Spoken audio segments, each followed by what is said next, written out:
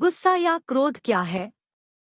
गुस्सा या क्रोध एक भावनात्मक स्थिति है जो हल्की जलन से तीव्र क्रोध और क्रोध तक तीव्रता में अलग होती है। अन्य भावनाओं की तरह यह शारीरिक और जैविक परिवर्तनों के साथ होती है।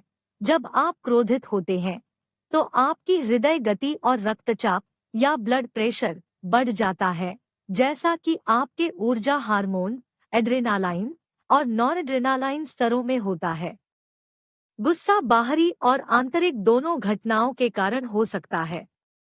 आप किसी विशिष्ट व्यक्ति जैसे सहकर्मी या पर्यवेक्षक या घटना ट्रैफिक जाम, रद्द उड़ान पर क्रोधित हो सकते हैं, या आपका गुस्सा आपकी व्यक्तिगत समस्याओं के बारे में चिंता करने के कारण हो सकता है।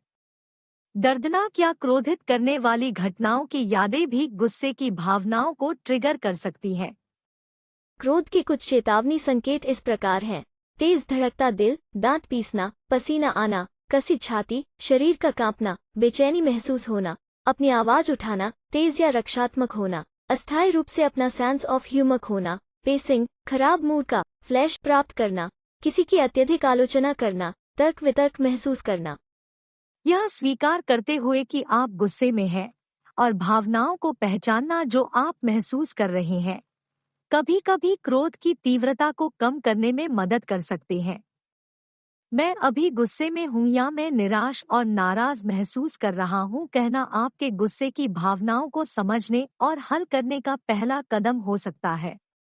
क्या आपको गुस्सा आता है जब कोई आपको ट्रैफिक में काट देता है? जब आपका बच्चा सहयोग करने से इनकार करता है, तो क्या आपका रक्तचाप रॉकेट करता है? क्रोध एक सामान्य और स्वस्थ भावना भी है, लेकिन इससे सकारात्मक तरीके से निपटना महत्वपूर्ण है। अनियंत्रित क्रोध आपके स्वास्थ्य और रिश्तों दोनों पर भारी पड़ सकता है। अपने गुस्से पर काबू पाने के लिए तैयार हैं। इन 10 क्रोध प्रबंधन टिप्स पर विचार करके शुरुआत करें। 1. बोलने से पहले सोचें, इस समय की गर्मी में कुछ ऐसा कहना आसान है जिसके लिए आपको बाद में पछताना पड़ेगा। कुछ भी कहने से पहले अपने विचार एकत्र करने के लिए कुछ समय निकालें। स्थिति में शामिल अन्य लोगों को भी ऐसा करने की अनुमति दें। 2. एक बार जब आप शांत हो जाएं, तो अपनी चिंताओं को व्यक्त करें जैसे ही आप स्पष्ट रूप से सोच रहे हो। अपनी निराशा को मुखर लेकिन गैरटक्राव वाले तरीके से व्यक्त करें। दूसरों को चोट पहुंचाने या उन्हें नियंत्रित करने की कोशिश किए बिना अपनी चिंताओं और जरूरतों को स्पष्ट और सीधे बताएं। 3. कुछ व्यायाम करें। शारीरिक गतिविधि तनाव को कम करने में मदद कर सकती है, जिससे आप क्रोधित हो सकते हैं। अगर आपको लगता है कि आपका गुस्सा बढ़ रहा है, तो तेज गति से टहलें या दौड़ें, या कुछ समय अन्य मनोरंजक शारीरिक गतिविधियों को करने में बिताएं। 4. एक टाइम आउट लें। टाइम आउट सिर्फ बच्चों के लिए नहीं है।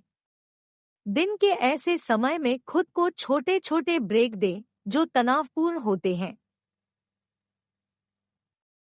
शांत समय के कुछ क्षण आपको परेशान या क्रोधित हुए बिना आगे की चीजों को संभालने के लिए बेहतर तरीके से तैयार महसूस करने में मदद कर सकते हैं। 5. संभावित समाधानों की पहचान करें। जिस बात ने आपको पागल बनाया, उस पर ध्यान केंद्रित करने के बजाय इस मुद्दे को हल करने पर काम करें। कुछ चीजें आपके नियंत्रण से बाहर हैं।